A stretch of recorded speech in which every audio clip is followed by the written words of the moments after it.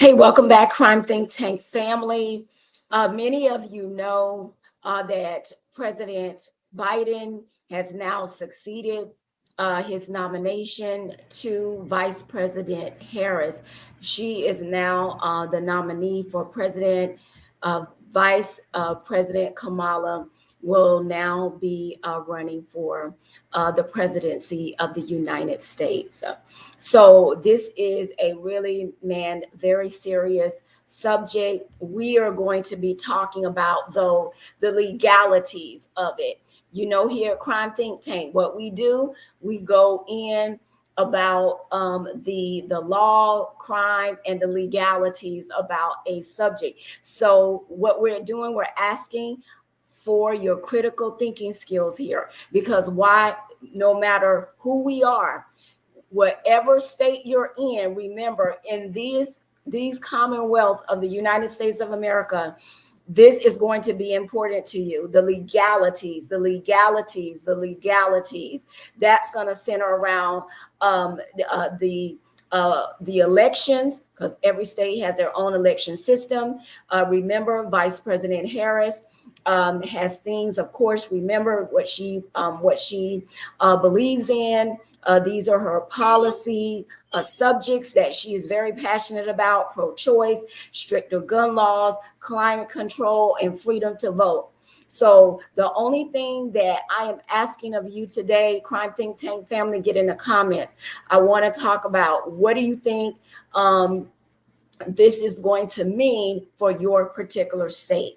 So we're going to go ahead and we're going to look at a video, and then we're going to come back and I'm going to hash it out with my daughter, Krenda, who's a part of the Crime Think Tank family, because she has a lot of insights and she has thoughts. And of course, we have differences of opinion, but we definitely want to know what you think. What is your speculative investigative insights concerning your state and how it could legally impact the policies in your state's constituents and state representatives?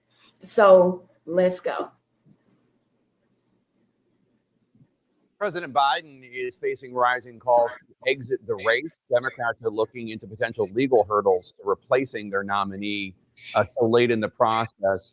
Do you think that whoever emerges from the Democratic convention as that party's nominee for president and vice president, do you think those people should be on the ballot in all 50 states? Or would you support efforts to sue those nominees off state ballots, assuming it's not President Biden and Vice President Harris? Look, I'm a former litigator, a constitutional law attorney. I just made note in some comments over the last week that they have real problems. I mean, every state has their own election system. That's our constitutional system. That's the way it's done. And in some of these states, it's a real hurdle. They have a real problem of replacing the nominee at the top of the ticket. Remember, Jake, I mean, Joe Biden was chosen after a long, small d Democratic process by 14 million people emerging through that primary. It will be very interesting to see if the so-called party of democracy, the Democrats, go into a back room somewhere and switch it out and put someone else at the top of the ticket. I mean, I think they've got legal hurdles in some of these states, and it'll be litigated, I would expect, on the ground there, and they'll have to sort through that. They've got a real problem. It was interesting. I listened to the Joe Manchin's interview, which was compelling at the opening of the show, and he made the point that this is not his father's Democrat Party. It's not the party he knew as a young man. He wanted them to be sensible and moderate, and they aren't anymore, and that's why he left the party. We're seeing that across the board. We have a demographic shift going on in the country right now, with a record number of Hispanic and Latino voters and Black voters, African-American voters, the Jewish community coming into the Republican Party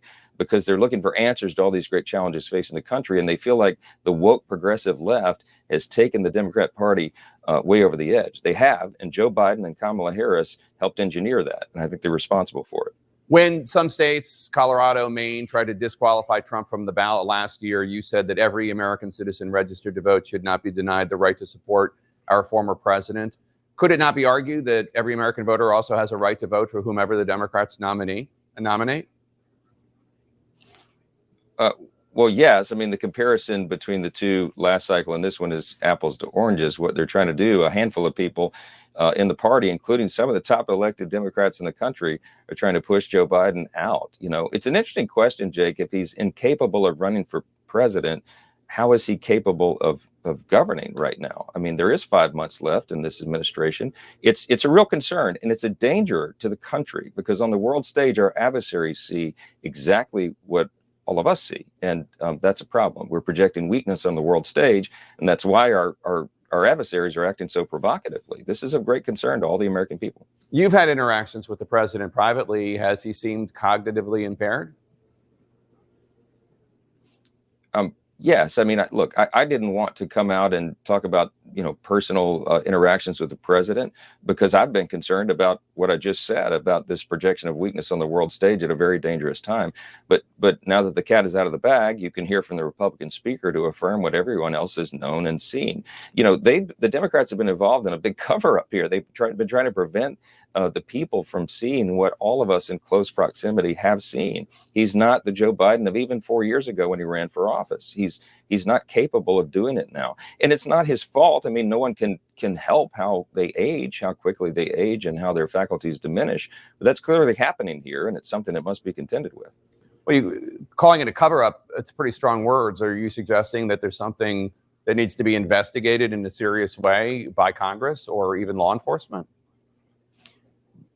Well, that's something we've discussed. I mean, you've seen even in recent weeks, until the debate 3 weeks ago, I mean, top Democrats in Congress and elsewhere were coming onto television regularly and saying Joe Biden's running circles around us. He could compete in the Olympics. I mean, it was just comical.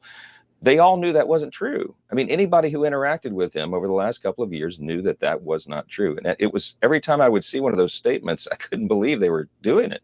And that is why they went through the process and got him through winning the primary, because they put up a false pretense about his capabilities. Now the whole country sees it, and they have painted themselves into a corner because they did that. House Speaker Johnson, thank you so much for joining us. Really appreciate it, sir. Okay, we can see this can go wildly many different ways. We said that, of course, every state has their own election ballot system and, you know, process. We see that each state has policies concerning a women's health, whether it's pro-life or pro-choice. We know that they have their own policies about voting.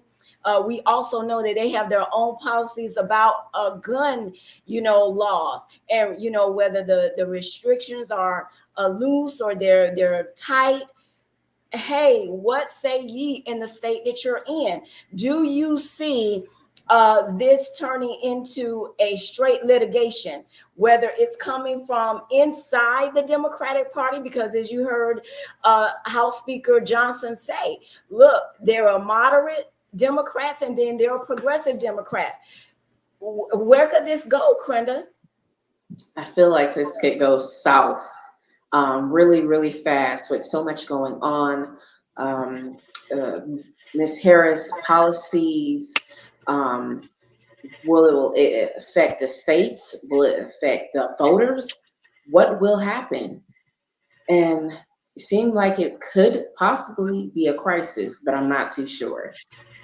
That's absolutely true. And again, it could be whether it's former Vice President Trump becomes the president, or whether it's Vice President Harris becomes the president.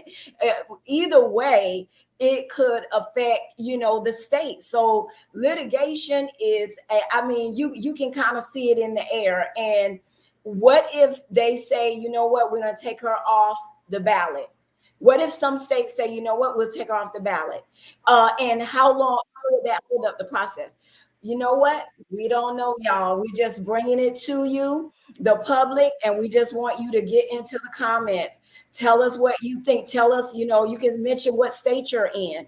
You can tell us your position on, do you believe that legal ramifications could be the order of the day? We don't want to get into infighting about, you know, who's the candidate that you love best. We just want to know, do you think there is a possibility that this could lead to litigations for your state, and that this could hinder the presidency, if this could, you know, how could this affect this legally? And then also keep in mind, we want you to answer the question, what do you think about this affecting us on the world stage? How is this looking towards in regards to the other foreign countries and their leaders?